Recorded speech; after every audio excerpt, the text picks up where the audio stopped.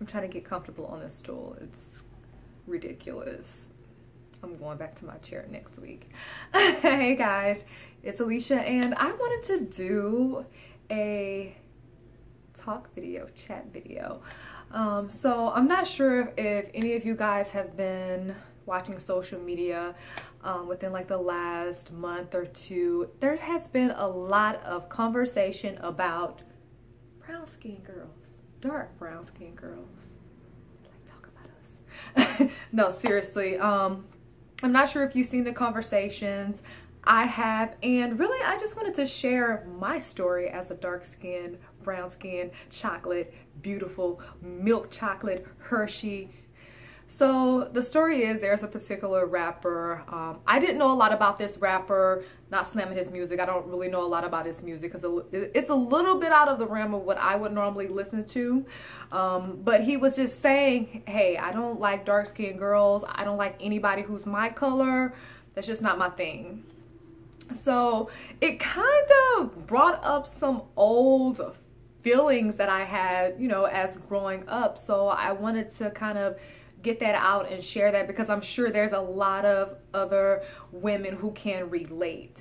As a little brown girl, I always thought something was wrong with my complexion. Several things that made it really bad for me is that me and my sister have same mother and father, but she's a yellow bone, beautiful chick, which I have to say. And I have siblings who at the time were lighter than me. They've gotten darker since they got a little sunlight, they got their little tans in. Sorry guys, I had to fix my camera. But anyways, where was I? I also had cousins and family members who were lighter than me. Now, as a child growing up, I had some disturbing things that happened to me at one point. I may share some of that in another video. I don't know. I'm praying about that, you know.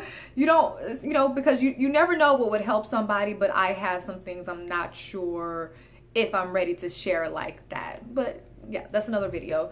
So there are situations when I was growing up where there was a particular family member that was very abusive, and I remember times where, you know, the room was separated by light skin and dark skin, and guess who was the only chocolate baby? Me.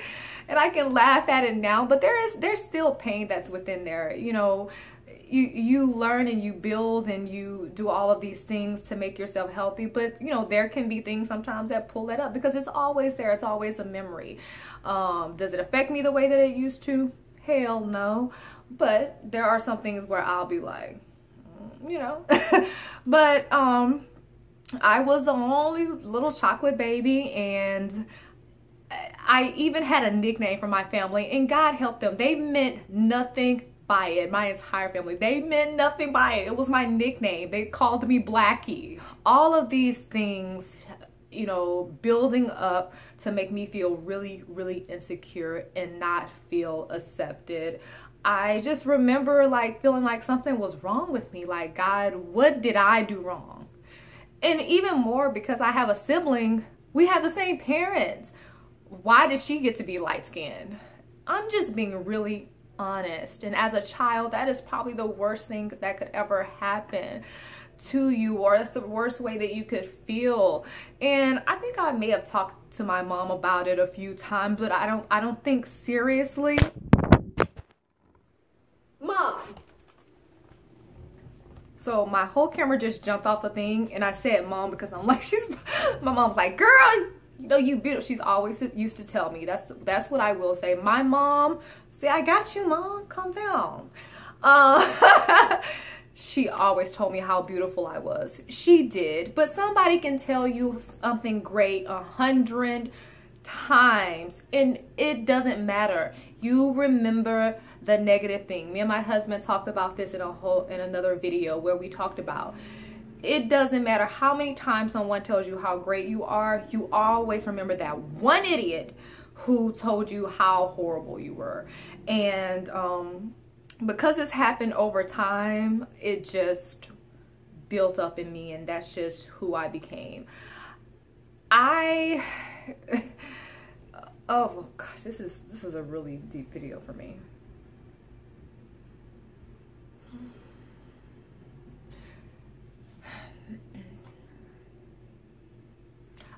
I guess I'm trying to be very careful in how I do this video, because this is really, really serious, and my personality is to kind of laugh things out and to kind of, you know, keep it relaxed. I don't want to make people feel too uncomfortable, even though I don't mind making you feel uncomfortable. I don't, especially when it's something this sensitive.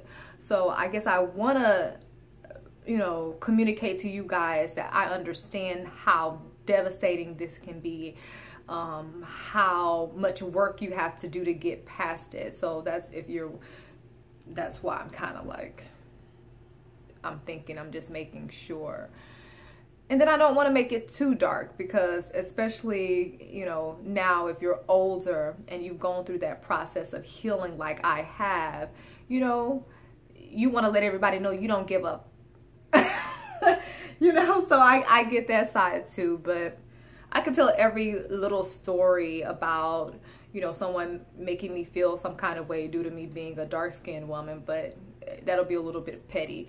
My whole point was just to say, you know, conversations like that do bring up certain memories for me, certain emotions. It doesn't feel the way that it used to feel, but it makes me want to talk about it. And it makes me want to encourage women who go through it. I have a beautiful chocolate little brown girl that I encourage every day, because I know the reality of it is that unfortunately I'm having this conversation because this is still a topic of conversation in 2017.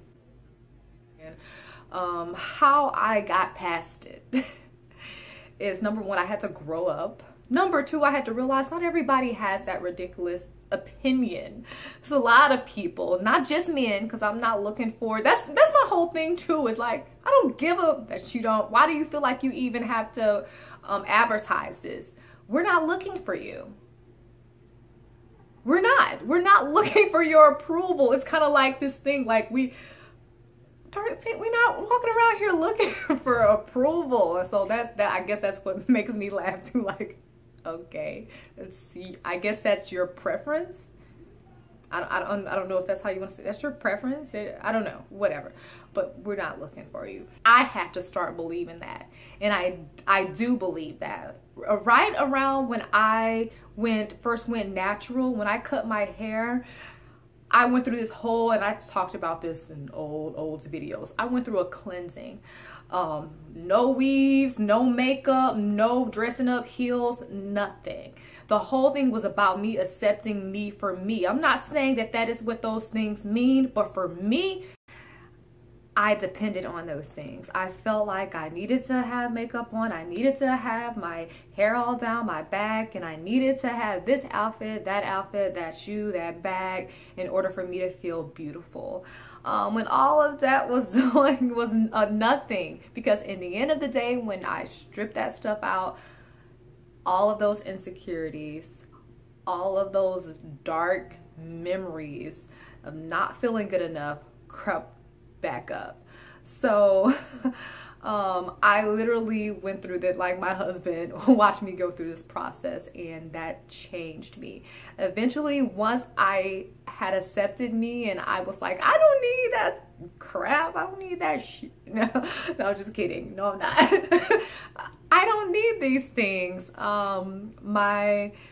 I then decided after, okay, now you've earned the right to do extra stuff. So you can get your hair done if you want. You can do a little bit of makeup. You can doll yourself back up.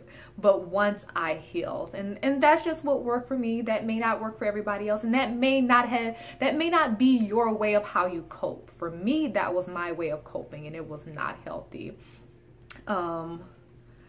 And again, I do just want to bring this up just for anybody who for real has gone through this or is still going through this right now, those insecurities of being dark skinned, because that's real life for a lot of people. This is what I'm going to say. Those memories, what people say to you, what they've said to you, it's more than likely never going to go away. Again, when subjects like this come out and people start talking about this, you know, deep down, I can feel it reeling its ugly head. Like, remember when that happened to you? Like, it really, now it doesn't affect me like, oh my God, see, you're ugly.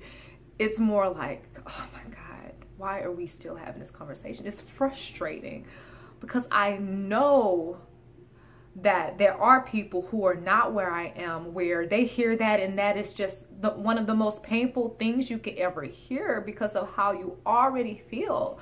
But you take some time out for you. You gotta love you. Because everybody ain't gonna love you, as you see. Everybody is not gonna love you. You can't convince everybody to be attracted to you. Everybody has their preference. Yeah, that's a whole nother subject. But love you. Learn to love you. Whatever it is that you have to do. Whatever therapy you need. If it's talking to somebody, if that's just talking to yourself. Love you. And that is all, guys. That's all for today. Catch me on the next one. Brown skin, curly hair, plump lips, and a thick derriere.